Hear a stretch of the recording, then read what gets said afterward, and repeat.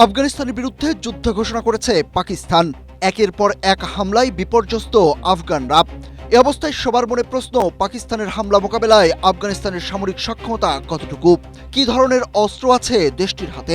BBC বাংলার প্রতিবেদনে বলা হয়েছে, মার্কিন যুক্তরাষ্ট্রের প্রতিরক্ষা মন্ত্রণালয়ের তথ্য অনুযায়ী আফগান বাহিনীর কাছে হালকা অস্ত্রের মধ্যে রয়েছে Kalashnikov, American M16, M4, M29 হালকা মেশিন গান। এছাড়া PKM2 ও PK240-র মতো ভারী machine gun, grenade launcher, rocket launcher, RPG-7, AT-4 এর মতো ট্যাঙ্ক বিধ্বংসী ক্ষেপণাস্ত্র রয়েছে।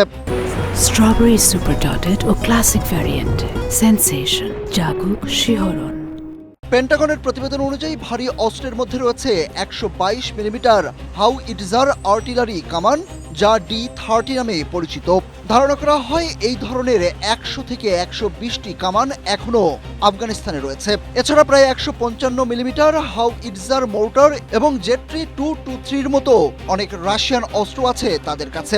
2024 সালে আফগান সরকার বাগরাম বিমান ঘাঁটিতে একটি সামরিক কুচকাওয়াজে তাদের ভারী অস্ত্র প্রদর্শন করেছিল। এর মধ্যে ছিল R-17 স্কাড মিসাইল ও আলব্রুস R-300, যেগুলো প্রায় 300 কিলোমিটার দূরত্ব পাড়ি দিতে সক্ষম। এছাড়া লুনা মিসাইল, যা ফ্রগ 7 নামেও পরিচিত, grad rocket launcher, Milan anti tank missile এবং অর্গান মিসাইল ব্যবস্থা রয়েছে তাদের কাছে। এর কিছু অস্ত্রের পাল্লা প্রায় 6 মাইল, আবার কিছু 35 কিলোমিটার পর্যন্ত আঘাত হানতে সক্ষম। মার্কিন প্রতিবেদনে বলা হয়েছে, প্রায় 61,000 হামভি, রেঞ্জার এবং শত শত সাজোয়া যান তালেবান দখল করেছে।